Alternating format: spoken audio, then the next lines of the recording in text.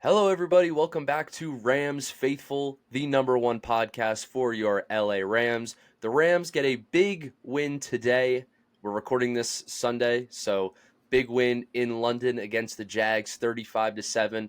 Jordan, before we talk about anything, I want to get your instant reaction. What comes to mind when you hear the word Rams? Go. First thing that comes to mind when I hear the word Rams, for me, it'd be passion because I've been such a passionate fan for so long. And I try not to be like this, but I do sort of live and die with the team, as they say. So, you try to not get too high, get too low, but I've been a very passionate fan and probably will be for the rest of my life. There you go. Perfect. I love to hear it. So, big win over the Jags this morning in London, 35-7 your final. Was this Matt Stafford's best game as a Ram yet? Because I think it might be. 5 touchdown passes. He looked great. I definitely think you could make the argument. I mean, I was like making mental notes to myself while watching it, especially in the first half. I think we got a little, maybe slightly conservative in the second half coming out and had a few three and outs, but luckily the defense made up for it. But as for Stafford, he was making some elite passes throughout the entire game, especially in the first half. A lot of throws that I felt like only maybe a couple other guys can make, but I was extremely impressed what I saw from Stafford. 5 touchdowns, 17 touchdowns, 2 interceptions on the season. This might be the best year of his career, at least so far speaking. Yeah, he's been phenomenal. And speaking of it being one of the best starts to his career, like for a season, I think it's seriously time to put him in the MVP conversation. I think right now, my top two are Matt Stafford and Baker Mayfield, in whatever order you want to put it. Baker Mayfield, former Ram, actually, has been really good in Tampa Bay so far this season. He's led them to a 5-1 record, their only loss against the Eagles. Matt Stafford has led the Rams to a 5-2 record, their only losses against the Eagles and the 49ers. Stafford leads the league in passing yards so far. He's been he's been elite, and I think he's finally proven to people that he's a top five quarterback in football. Would you agree with that statement that he's a top five QB in football?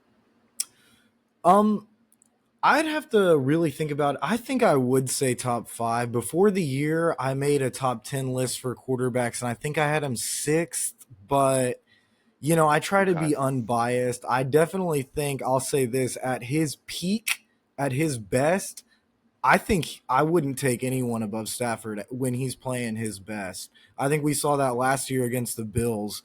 He can play as good with anyone when he needs to.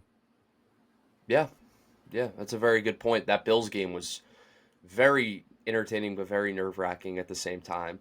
Today was a lot more relaxing because they were winning big pretty much the whole game, up 21-0 at halftime. It was all Rams after that.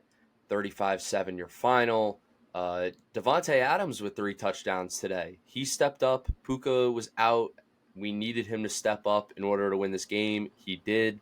He had 3 touchdown receptions.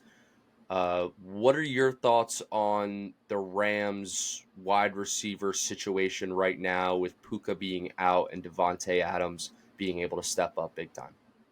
Yeah, I was very pleased with how all the wide receivers played. I wasn't sure if Tutu got hurt or if he just kind of fell out of the rotation because he didn't play hardly at all. I didn't see the snap count, but he didn't play hardly at all in the second half and didn't play much in the first half either. He had one target that was actually a pass interference.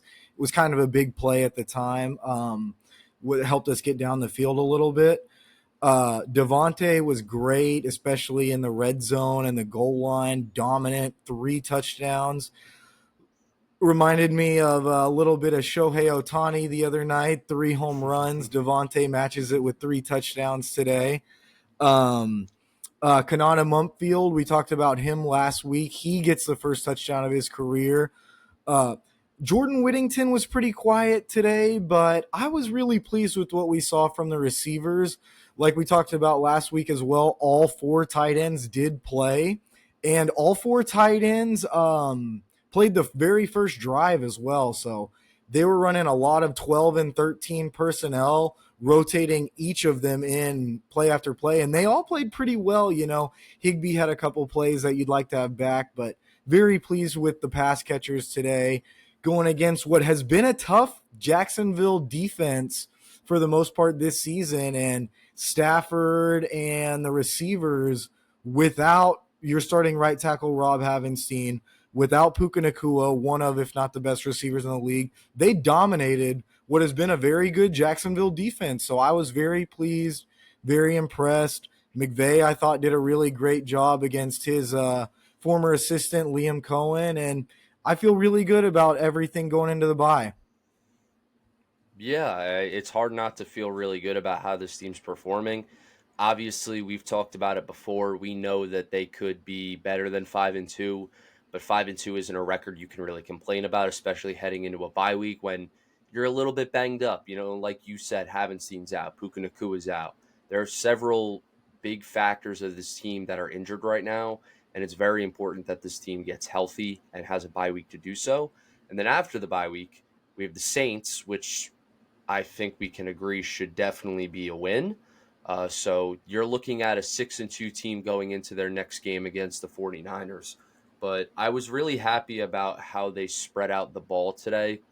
Puka Nacua being out obviously isn't a good thing, but the only advantage of it is that Stafford wasn't trying to force targets to Puka Nacua, and he was spreading the ball around more. Devontae Adams stepped up big. Jordan Whittington had a good game. Mumfield had his first career touchdown. Terrence Ferguson had his first career touchdown. Colby Parkinson almost had a touchdown, but was ruled down like a half yard short. So, I mean, they were spreading the ball around. Everyone was getting a piece of the pie. So it was really nice to see. But speaking of their upcoming schedule, I wanted to do something fun and predict the rest of the Rams' schedule for the rest of the season. So if we look at it right here, we have the Rams' remaining schedule for the 2025-26 regular season. So, Jordan, we start out after the bye week, home against the Saints on November 2nd. Do we see a win here? Should be an easy win for sure. Yeah, I would agree with that. Then we go to the Niners, November 9th, on the road. I think the winner of this game is going to win the division. I do. Who do we have, Rams or Niners? I'm trying to be unbiased here. I think the Rams get back at the 49ers and take this one after losing a couple weeks ago. I like the sound of that. I like it a lot. Like I said, I think the winner of this game is probably going to win the division. I'd be surprised if both teams aren't 5-2, 6-2, or at worst 5-3 going into this game. So this is a crucial game, especially for the Rams because they beat us the first time in LA. We got to get back at them in San Francisco. So hoping that they win this game, they would improve to 7-2. Then we are home against the Seahawks in the rivalry jerseys, the midnight mode rivalry jerseys. We're 7-2. Do the Rams get the win here too?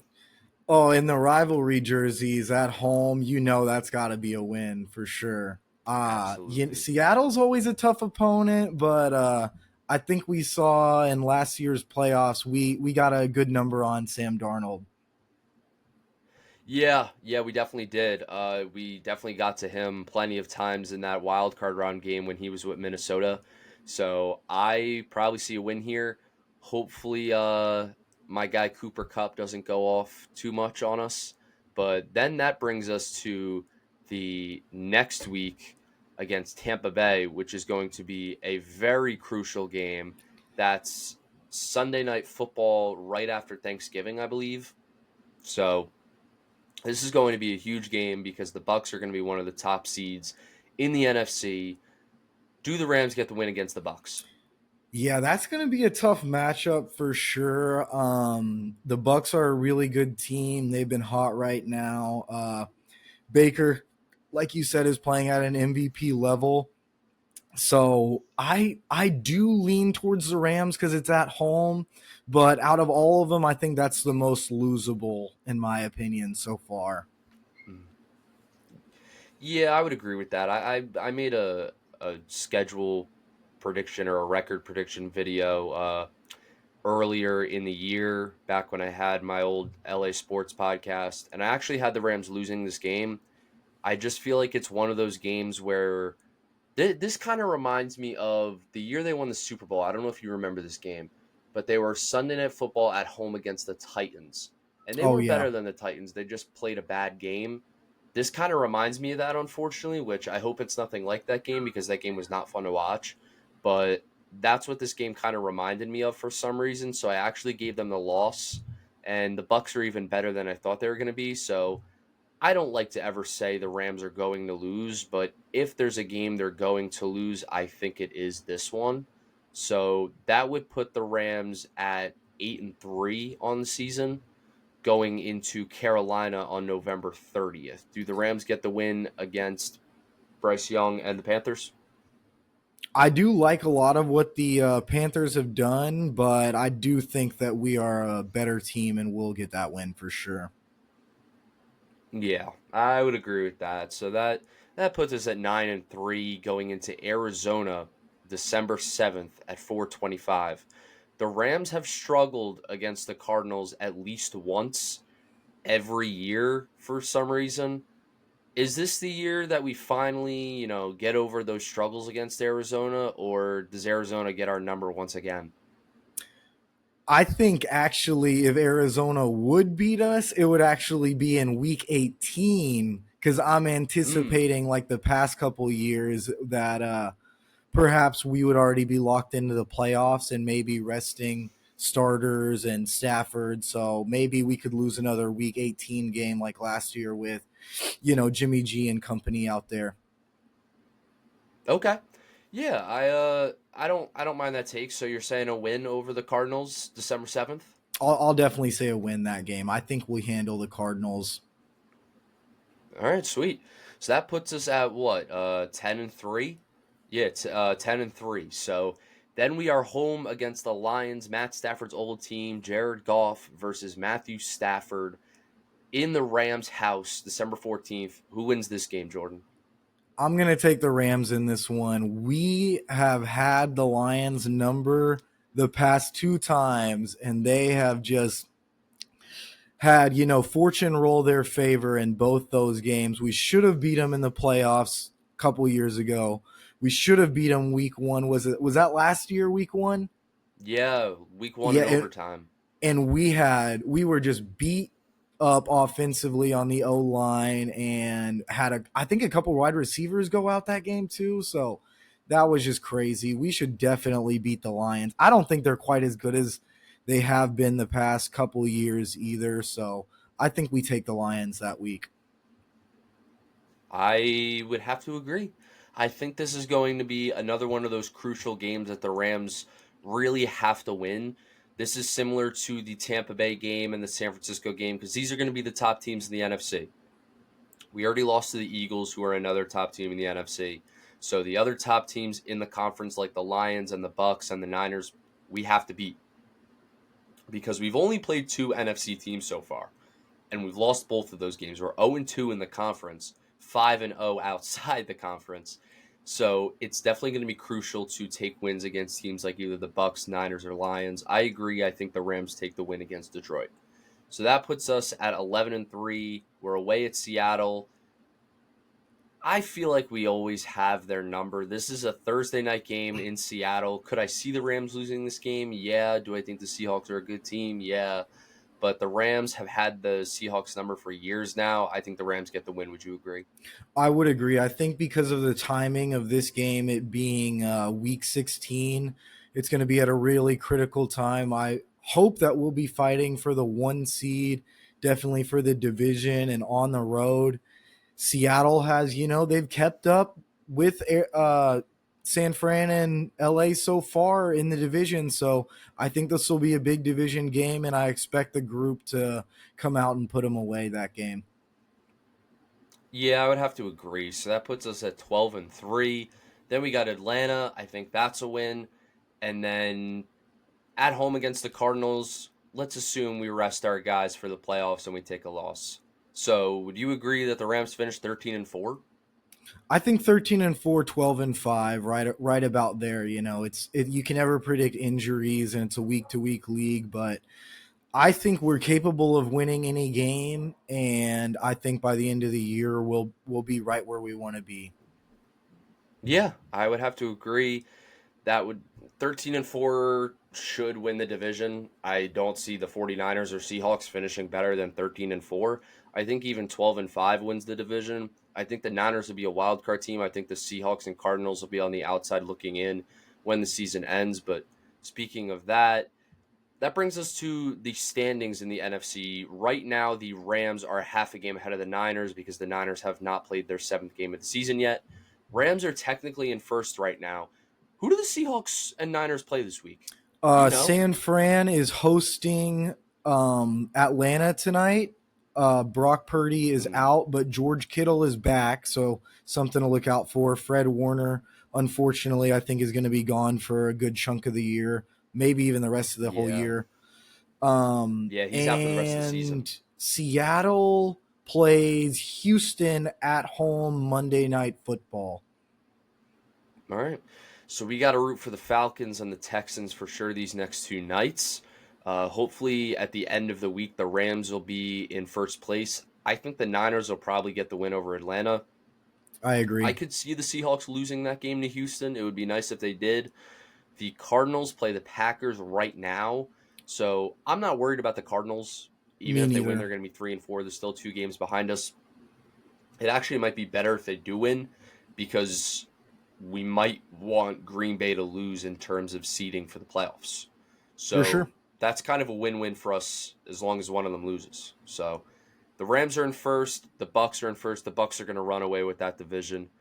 I'm not even going to lie. I didn't even realize Atlanta's 3-2. I thought they were worse than that. And the Panthers are 4-3 after beating the Jets today.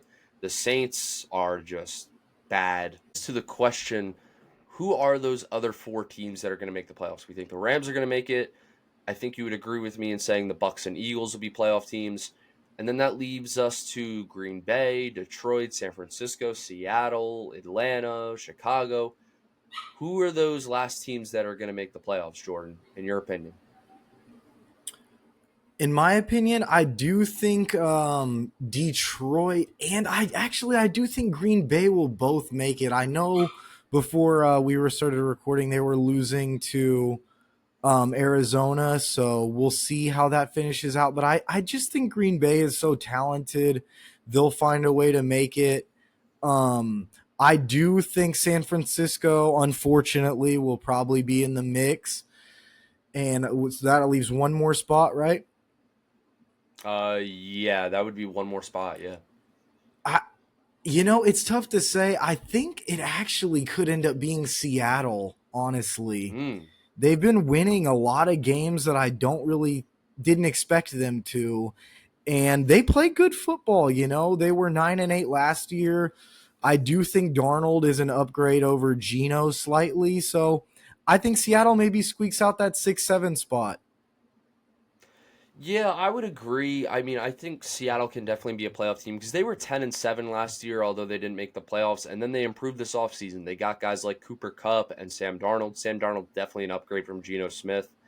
I think Cooper Kupp is an upgrade from DK Metcalf. So I think they definitely upgraded. They made some moves on defense as well.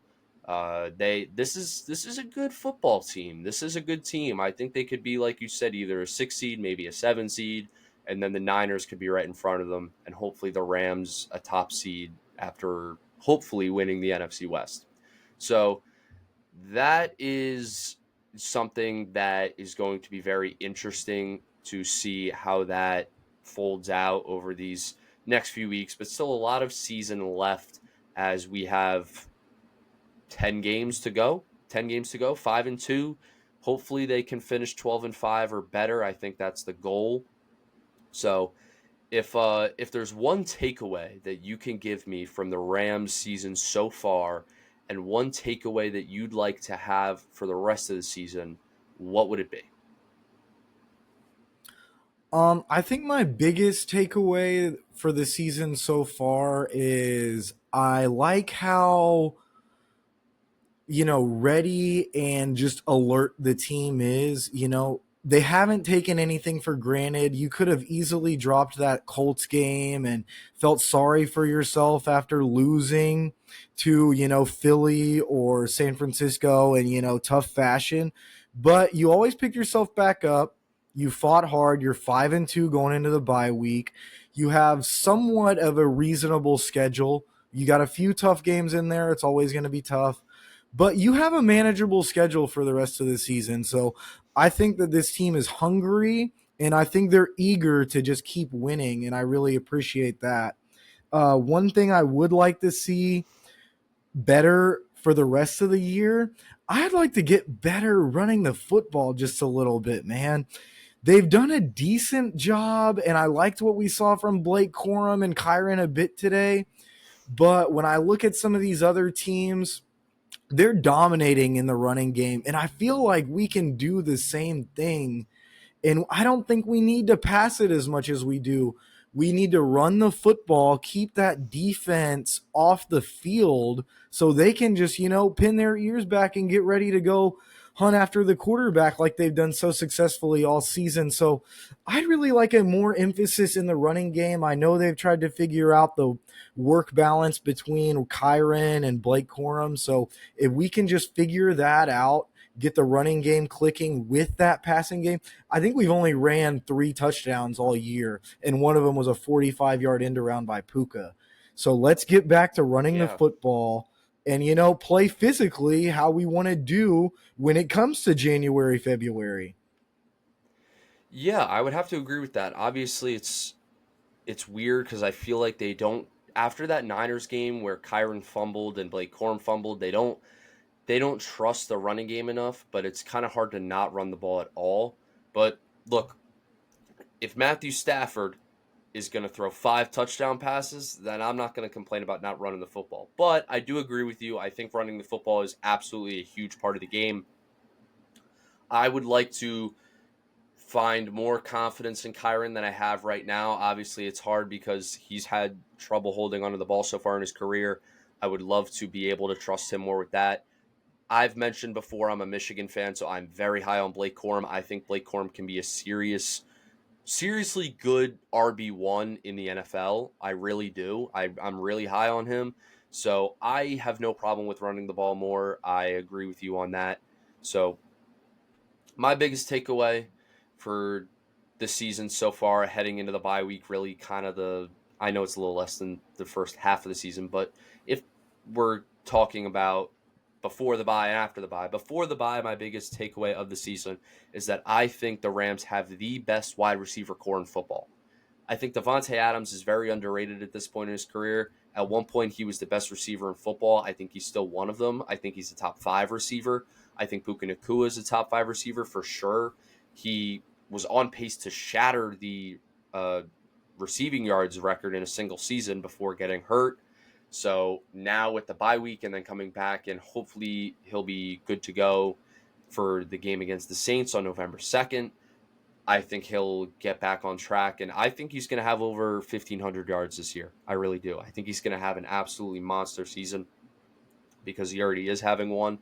But Devontae Adams, like I said, 3 touchdowns today. Even though he only had 35 yards, he was able to find the end zone 3 times, which is what matters. If you find the end zone, who cares if it's 1 yard or 100 yards, So that's my biggest takeaway. My biggest takeaway for the rest of the season is kind of similar to what you were saying about running the football.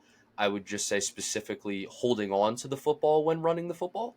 I would really like to see Kyron Williams not have any struggles holding on to it the rest of the season. And I would like to get Blake Corum more involved, and I'd like to see them get the tight ends more involved like they did today. So there's a lot of positive things to be looking at for the Rams for the rest of the season. Jordan, any last thoughts before we wrap this up? Uh, I'm really happy with how we played today. I think the defense has been spectacular this year. I think Byron Young, Jared Verse, Nate Landman, and even Quentin Lake as well. I think they're all playing at all pro levels. Whether they get recognized for that, to be determined. Byron Young already up to 9 sacks on the season. So maybe DPOY. We'll see how it shakes out. You said earlier, Matthew Stafford, 5 touchdown passes today. Like we said earlier, 17 touchdowns on the season. Maybe MVP. I did think Puka Nacua was Offensive Player of the Year before he went down.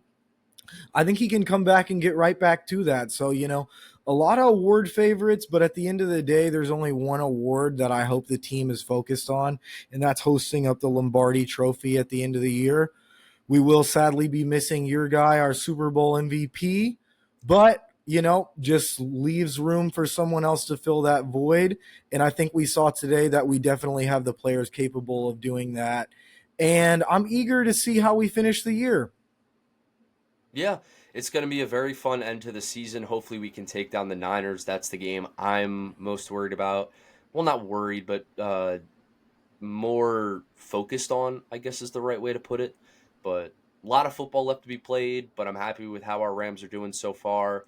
Rams fans, if you are a Rams fan, then subscribe here to the JT Sports Network and follow our podcast. We're going to come out with an episode every Monday after the Rams games on Sunday.